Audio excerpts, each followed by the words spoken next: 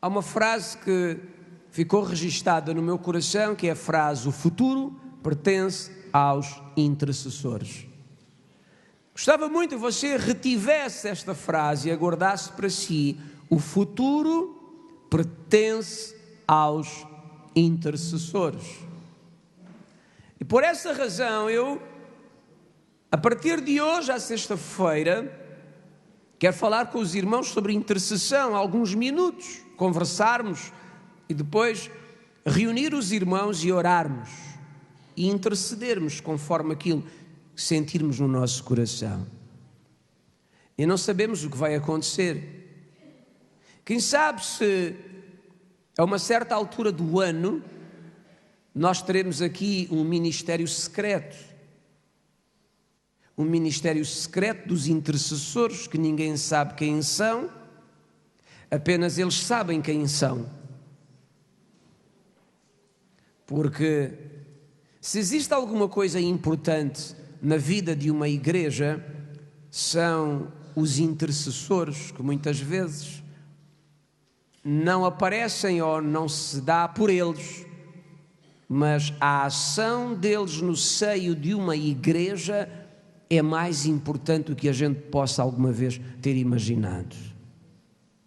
E aquilo que eu quero pedir ao Senhor, e começo a orar a partir de hoje, é que Deus desperte no coração de pessoas uma ânsia profunda por fazer da oração a coisa mais importante das suas vidas. Porque no momento em que a oração se tornar a coisa mais importante da sua vida, você está tornado num intercessor. Porque a grande marca de um intercessor é quando a oração se torna a coisa mais importante da sua vida. E a pessoa precisa de orar e tem um desespero pela oração, e sem orar não consegue viver. É a marca de que essa pessoa, ela se tornou de facto, de veras, um verdadeiro intercessor. Eu quero ter uma palavra curta com os irmãos, conversar, ensinar algumas coisas. Temos todo o ano para ir falando, de modo que vamos falar um pouquinho, começando em Jó, capítulo 9, verso 32 e verso 33. Livro de Jó, capítulo 9, verso 32 e 33. O que eu vou falar hoje é a relevância da intercessão, ou por que razão a intercessão é algo tão relevante, tão importante, tão necessário. O que é intercessão? Em Jó capítulo 9, o verso 32 diz, é Jó que fala, diz: porque ele não é homem como eu, a quem eu responda, vindo juntamente a juízo. Não há entre nós, diz Jó, não há entre nós um árbitro que ponha a mão sobre nós ambos. Jó está a falar alguma coisa muito interessante que tem a ver com intercessão e que define o que é intercessão. Jó diz: o Senhor Deus não é um homem como eu, a quem eu possa responder juntamente em juízo.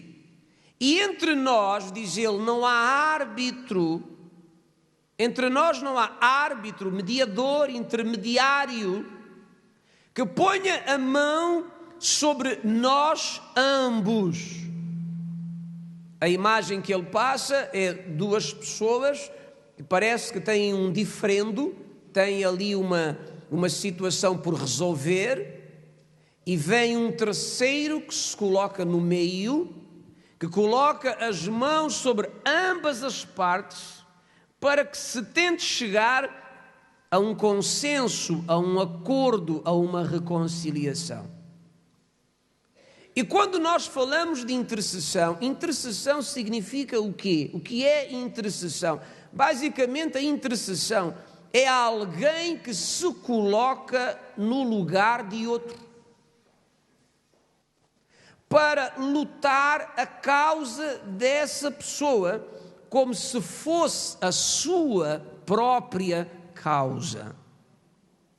Eu repito, alguém que se coloca no lugar de uma outra pessoa para lutar a causa dessa pessoa, como se fosse a sua própria causa, o seu próprio problema. O problema não é daquela pessoa, mas ela quase que o toma para si e luta o problema, a causa daquela outra pessoa, como se fosse o seu próprio problema. E o luta em oração diante de Deus, o juiz de toda a terra, e luta até que uma resposta venha, até que uma vitória aconteça, até que a mão de Deus se manifeste. É isso que é fazer intercessão. A intercessão é como um árbitro que intermedia as partes. Alguém que está no meio para tentar estabelecer a concórdia. Alguém que está no meio para tentar trazer o acordo, para evitar que aquele que cometeu o erro, ou aquele que está em prejuízo, ou aquele que está mal, ele possa, enfim, não receber uma pena tão pesada, ou possa ser livre do problema, ou possa alcançar uma solução, ou aquele que tem o direito a exigir, aquele que tem o direito a impor alguma punição, tenha clemência e não o faça. É essa a ideia. Por isso é que o Jó usa a expressão de árbitro. Ele fala isto numa altura em que ele está muito mal porque havia perdido tudo. Conhecem a história, certo? E Jó, nesta altura, ainda acha que Deus está chateado com ele e está a persegui-lo.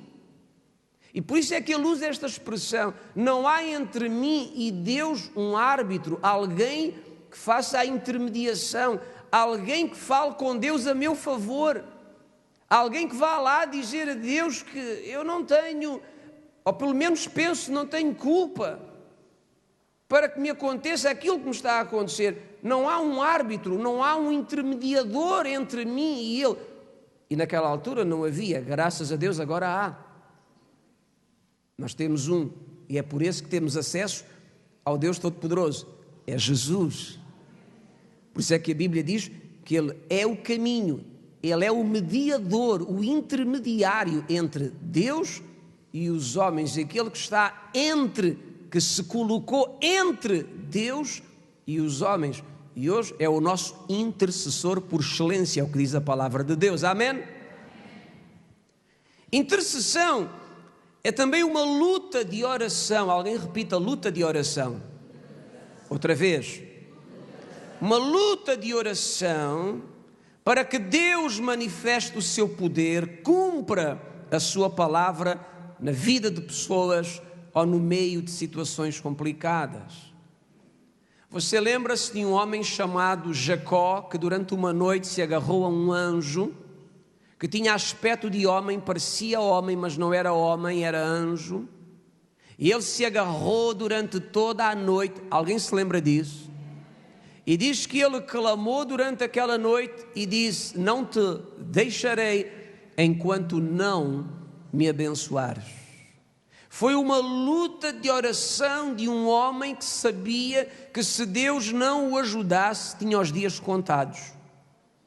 Porque o seu irmão o esperava com 400 homens armados para fazer uma vingança e matá-lo. Porque ele havia enganado o pai e roubado ao irmão a bênção da primogenitura, com a ajuda da sua mãe, porque a casa estava dividida, porque havia preferências. O pai Isaac sempre dava preferência ao filho primogênito Esaú, e a mãe Rebeca sempre dava preferência ao filho Jacó.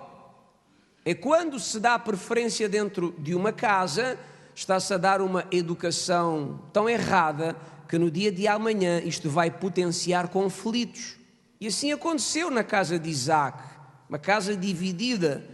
E Jacó, juntamente com a sua mãe, enganou o pai e roubou a bênção do irmão. E agora o irmão quer matá-lo. E vem com 400 homens para o matar. E Jacó sabe que se Deus não o ajudar, é o fim da sua vida. E naquela noite em que Jacó, um homem de estratégia, envia à frente as suas 2 mulheres e os filhos, e uma grande oferta para o irmão, para tentar aplacar a fúria do irmão, para que o irmão, vendo os sobrinhos e as cunhadas e o presente, pense 2 vezes e não o mate. É isto que ele faz. Ele fica para trás e vai orar e clamar a Deus e dizer: ó Deus, se tu não me ajudares, não há presente que me valha. Se tu não me ajudares, não há sobrinhos nem cunhadas que me salvem. E naquela noite clamou a Deus desesperadamente, entrou numa luta de oração e um anjo lhe apareceu. E há uma altura que o anjo não o abençoa, não diz coisa alguma em relação à bênção, a livramento. Começa a nascer o dia e o anjo diz: eu tenho que subir porque a alva está a subir, amanhã está a nascer. E Jacó luta em oração, agarra-se ao anjo e diz: eu não te largo, não te deixo enquanto tu não me abençoares. Conheço algumas pessoas que fazem a oração ao contrário: ó Deus, se tu não me abençoares, vou-te deixar. Se não me abençoares até ao final do ano, nunca mais venha a esta igreja. Se até ao final do mês não me acontecer alguma coisa, nunca mais cá ponho os pés. E Deus preocupado com isso. Não, o princípio é ao contrário. Jacó disse: não te deixarei enquanto não me abençoares. E diz que naquela noite, agarrada ao anjo, e o anjo fingia que não se conseguia libertar. É lógico que o anjo podia se libertar quando quisesse, apenas o fazia de propósito. E Jacó, agarrado ao anjo, teve uma luta de oração e disse: daqui não sais enquanto não me abençoares. Esse espírito tem que nascer dentro de mim e dentro de ti. À sexta-feira à noite tem que se levantar em nós, tem que romper em nós este espírito de lutas de oração, em que não desistimos de ficar na presença de Deus até que Ele nos responda. Alguém está pronto para receber isso? E sabe que a dado momento diz que o anjo o magoou na sua coxa, e a dor que ele sentiu foi tão forte que caiu por terra. E diz o anjo a Jacó: qual é o teu nome? É lógico que o anjo sabia que ele se chamava Jacó. E a palavra Jacó significa literalmente usurpador. Um usurpador é aquela pessoa que toma aquilo que é dos outros, aquele que se interpõe na vida dos outros e toma para si aquilo a que não tem direito. Foi o que ele fez ao irmão. Ele sempre foi uma pessoa oportunista e com uma grande facilidade para usurpar. E o anjo pergunta: como te chamas? O anjo sabe o nome dele. Mas aquilo que o anjo quer fazer é confrontá-lo com a sua própria pessoa e com aquilo que ele tem andado a fazer. Porque há momentos na vida que nós temos que ser confrontados com aquilo que somos e com aquilo que andamos a fazer. Aí está o princípio da mudança. E deitado no chão, olhando para o anjo, Jacó diz: o meu nome é Jacó. Por outras palavras, eu chamo usurpador, oportunista barato. E o anjo diz: a partir deste exato momento, o teu nome nunca mais será Jacó, usurpador, mas será Israel, porque como príncipe tu lutaste com Deus e lutaste com os homens e tu prevaleceste. Você sabe que a intercessão, a luta de oração, ela tem que ter um ingrediente que se chama perseverança, persistência. Qualquer pessoa que deseja ser um intercessor não pode fazer orações de 5, 10, 15, 20, 30 minutos. Tem que fazer orações de horas. Passar dias na presença de Deus. Noites, semanas, quem sabe meses. Vamos lá chegar em nome de Jesus. Alguém diz amém? Amém. Então, a intercessão é uma luta de oração para que Deus manifeste o seu poder, cumpra a sua palavra na vida de pessoas ou sobre determinadas situações. De uma forma muito simples, interceder é orar pelos outros. Não orar a favor de si próprio, mas orar a favor de outras pessoas, como diz Tiago, orai uns pelos outros. Queria também dizer aos irmãos que a intercessão é o sustentáculo, repita lá esta expressão, sustentáculo das grandes obras de Deus no meio das pessoas. As grandes obras que Deus faz no meio das pessoas, no meio da sua igreja, no meio de seres humanos, é sempre obras que têm que ser sustentadas pela intercessão, pelos intercessores. Há um verso fantástico que eu quero ler com os irmãos em Isaías 62. Procure lá na sua Bíblia porque é tão fantástico que nós temos que ler isto. Isaías 62, verso 6 e verso 7. Isaías 62, versos 6 e 7. A Bíblia diz: sobre os teus muros, ó Jerusalém, eu pus guardas. Alguém pode repetir a expressão guardas? Não ouvi. E agora você vai reparar que estes guardas são muito estranhos. Porque quando nós pensamos em guardas, pensamos em pessoas que têm uma farda militar, que têm armas, mas estes não têm, parece que não têm. A arma deles é outra. Então a palavra diz assim: sobre os teus muros, ó Jerusalém, pus guardas que todo dia e toda a noite jamais se calarão. Vós, os que fareis lembrado o Senhor, não descanseis, nem deis a Ele descanso, até que restabeleça Jerusalém e a ponha por objeto de louvor na terra. É fantástico este texto. A cidade de Jerusalém está num estado caótico, ruínas. Há um caos na cidade. Os inimigos vieram e destruíram. E agora Deus tem um propósito. Qual é o propósito? Restaurar a cidade. É o desejo de Deus que Jerusalém volte à sua glória, volte outra vez ao seu lugar de honra.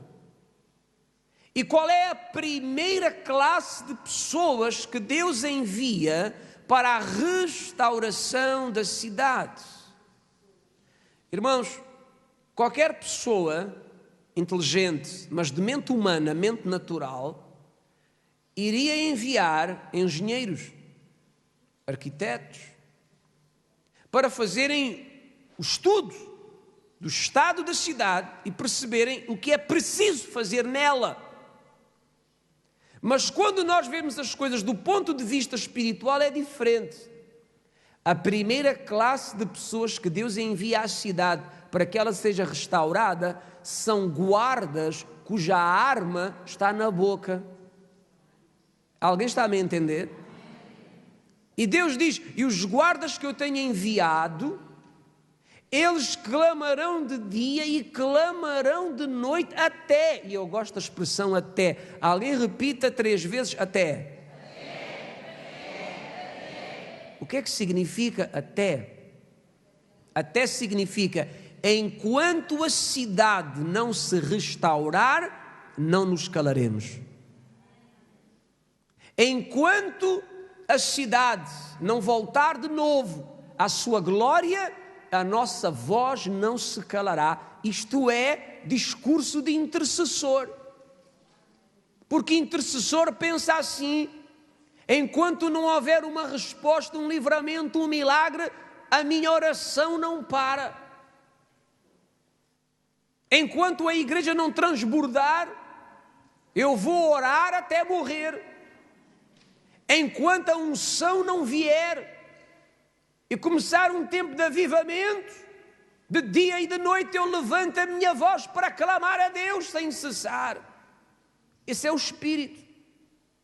E o interessante é que para restaurar a cidade, a primeira coisa que Deus faz é enviar intercessores.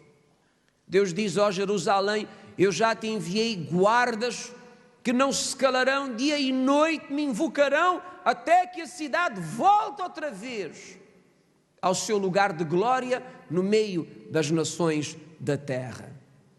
Meu irmão e minha querida irmã, o que é que você acha que nós precisamos mais nos dias que estamos a viver? De guardas iguais a estes, concorda comigo? De pessoas a quem Deus envie, e elas já estão aqui, já chegaram. Eu repito, elas já estão aqui, já chegaram.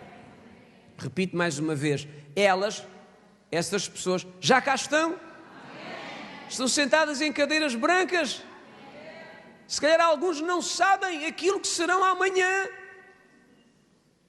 Quem sabe Deus tem um propósito profético para a sua vida que tem a ver com a intercessão. Mas a primeira coisa que Deus fez foi enviar estes guardas intercessores, que não se deviam calar até que aquela cidade voltasse outra vez ao seu esplendor. A intercessão de um justo, uma intercessão determinada, constante, objetiva, é uma intercessão que vai fazer a mão de Deus se mover. Eu preciso disso. Olha, eu preciso de aumentar o volume das minhas orações e preciso de pessoas que orem por mim, pela igreja, pelo ministério, tal e qual como estes guardas que oraram até que Jerusalém voltasse a ser uma cidade com honra. E alguém vai me perguntar: aonde estão essas pessoas? Estão aqui, vieram hoje, estão sentadas em cadeiras brancas. Assim eu creio em nome de Jesus. E tu? Então, a intercessão é o sustentáculo das grandes obras de Deus. Esta frase é muito interessante. Ouça, a intercessão é como a estrutura de um edifício que não se vê, mas sem a estrutura não se pode erguer o edifício.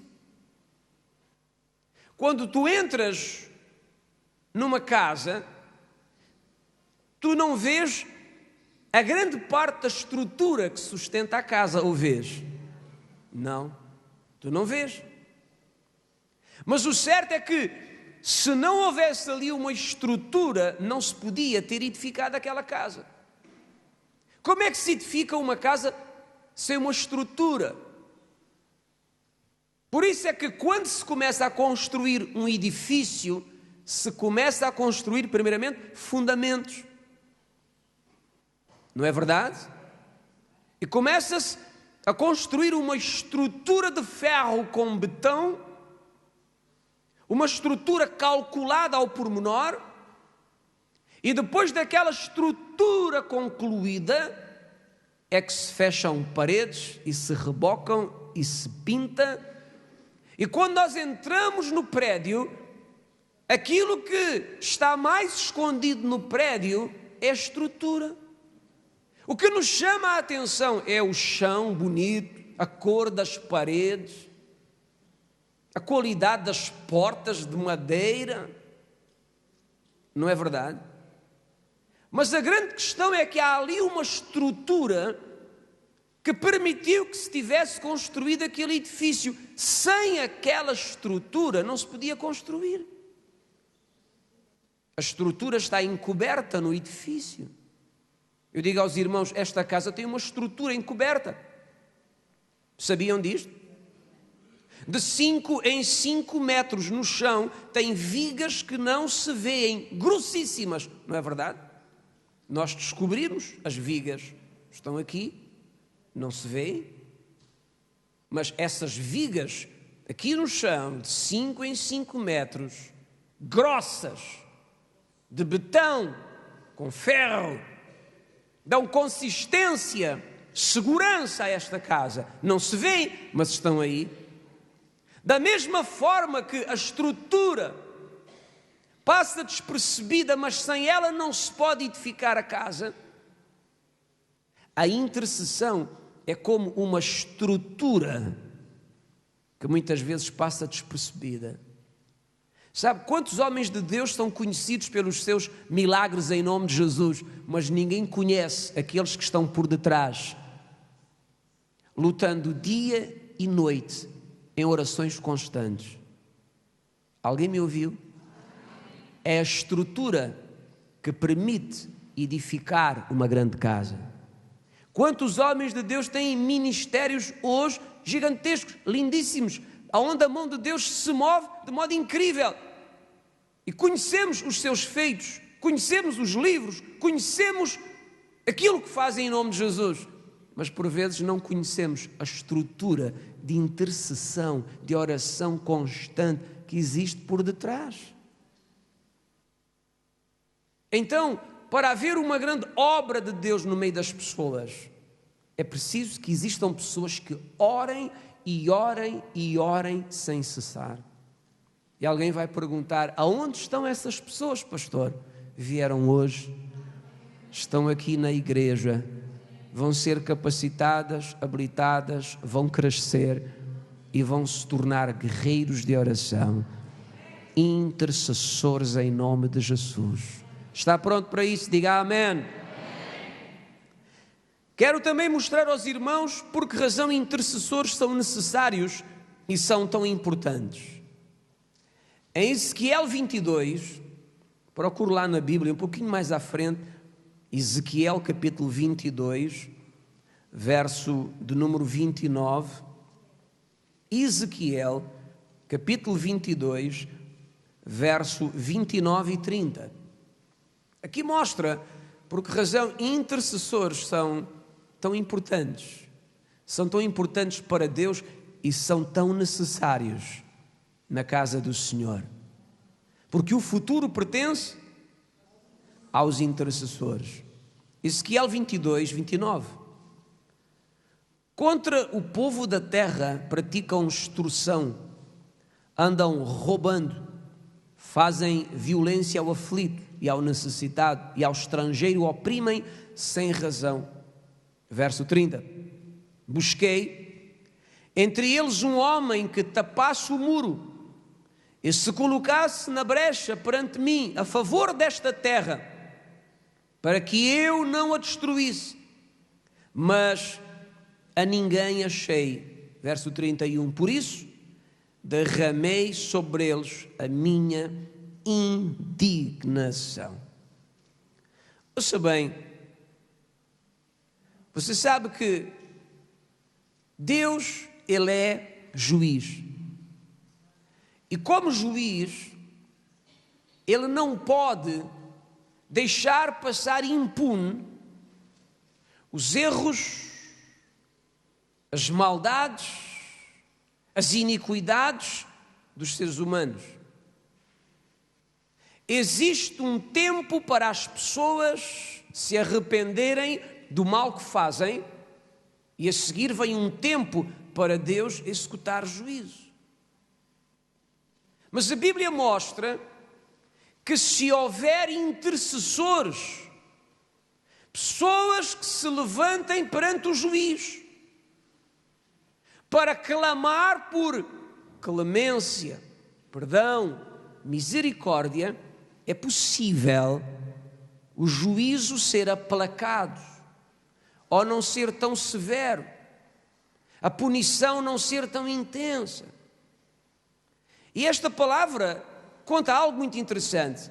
Diz que a terra estava cheia de maldade, como hoje.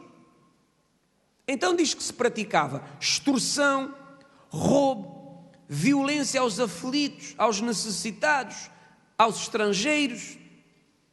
E Deus, como juiz, Ele vem para quê? Para fazer juízo. Porque há tempo para as pessoas fazerem o mal e se arrependerem. E depois vem o tempo do juízo. E as pessoas parece que não se estão a arrepender, não se querem arrepender, elas querem continuar a viver da mesma forma.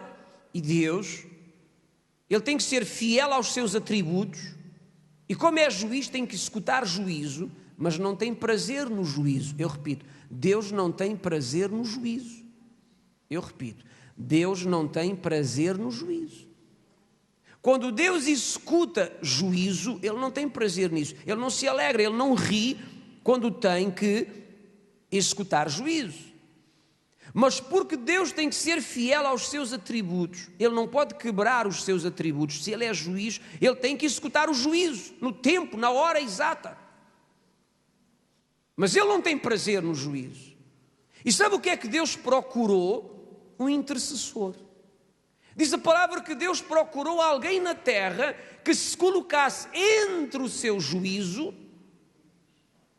e os homens pecadores. Alguém que intercedesse. Alguém com dignidade suficiente, alguém que tivesse condição de ficar na presença de Deus e ser intercessor para aplacar o juízo. O tal intermediário entre o juiz e aqueles que praticaram o mal. E diz a Bíblia, Deus não encontrou a ninguém. E como não encontrou a ninguém, não encontrou intercessor, executou o juízo. Porque não houve quem intercedesse. Olhem, o que eu vou dizer eu acredito. Há muita gente hoje aí no mundo que ainda ri, ainda goza e devia agradecer a nós. E alguém vai perguntar, porquê? Porque se há catástrofes que não acontecem e se há juízos que ainda não se manifestaram completamente, é por causa da intercessão da igreja na face da terra. Por isso é que a Bíblia diz que a igreja é o sal da terra. Você sabia que o sal serve para parar o processo de corrupção?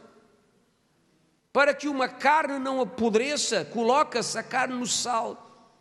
E o sal tem a capacidade de parar, estancar o processo da corrupção.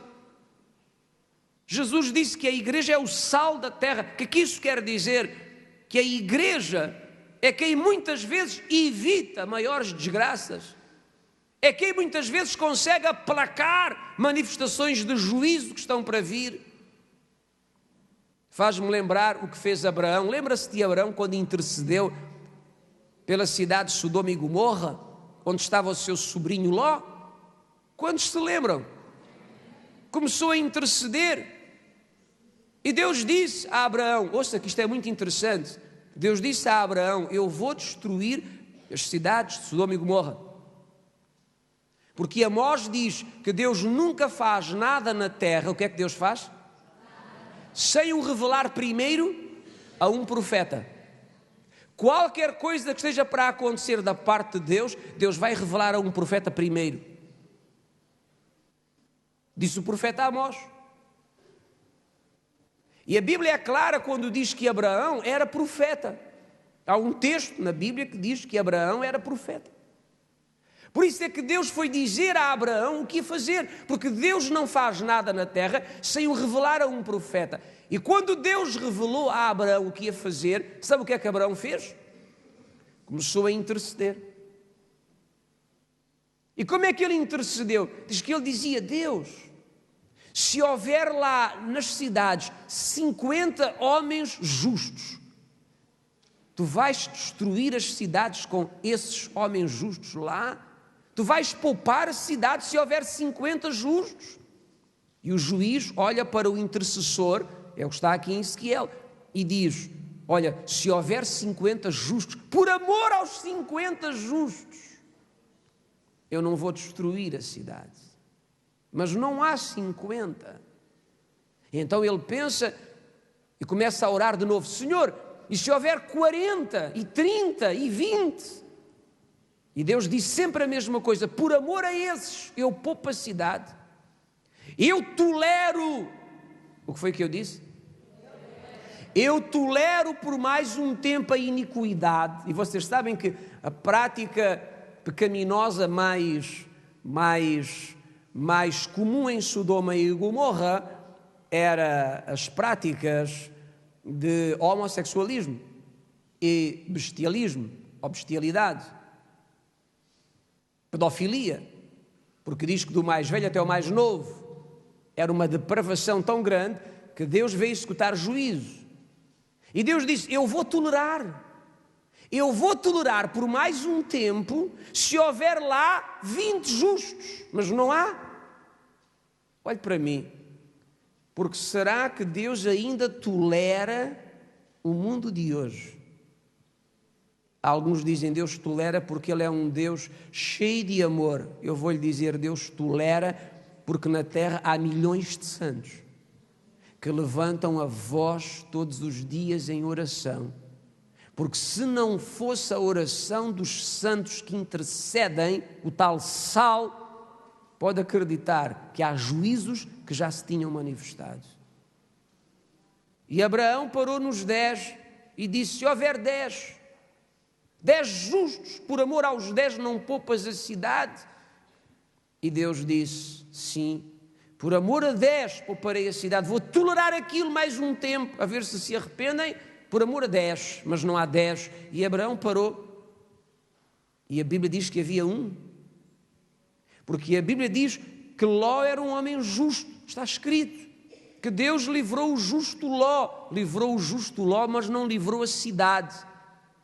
E o interessante aqui é que Abraão parou nos 10, e quando Abraão parou nos 10, Deus também não disse mais nada. E há uma pergunta que fica no ar, é esta: e se Abraão tivesse orado e tivesse dito: Senhor, se houver um, tu pouparás a cidade por amor a esse? Mas ele não fez essa oração.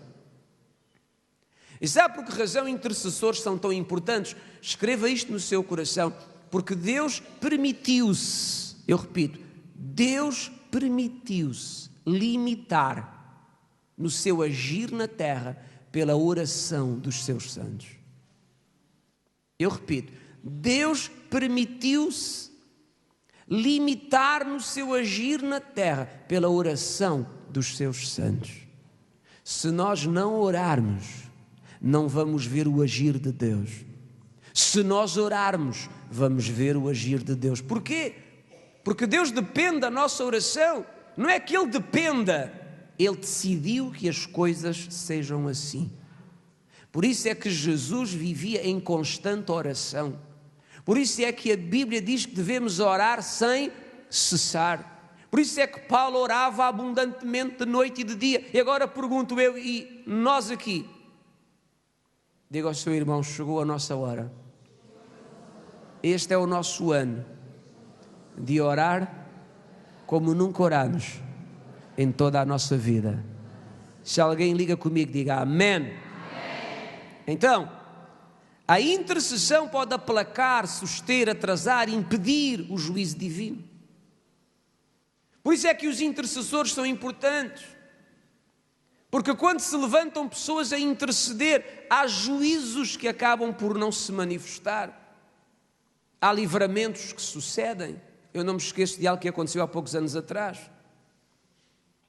Quando houve o Katrina, nos Estados Unidos, e mais uns quantos, a meteorologia, o pessoal que estuda o tempo, informou que um ciclone violentíssimo vinha pela zona do Texas, ia passar em algumas cidades e a devastação era grande. E houve um grupo de pastores, gente da fé. Sabe o que é gente da fé? Aquele tipo de pessoal que acredita na oração do Josué. Alguém se lembra da oração do Josué? Quando diz que o sol parou, não é que o sol tenha parado, o tempo parou, com uma palavra de um homem. Juntaram-se para interceder. Intercederam, oraram, clamaram a Deus, colocaram-se perante a presença de Deus, numa luta de oração, para que o que estava para vir não atingisse nenhuma cidade. Você acredita que o furacão mudou de rota? Passou ao lado das cidades e não atingiu as cidades? Porque será Bem, dizem alguns, porque estas coisas são volúveis, por vezes alteram-se, acontece. Não, não é uma coincidência, é o fruto, é o resultado da oração de pessoas que são santos de Deus, têm compromisso com Deus e acreditam que por meio da oração podem trazer o mover da mão de Deus. Alguém vai perguntar, e essas pessoas estão aonde, pastor? Estão aqui? Vieram cá hoje? Amém!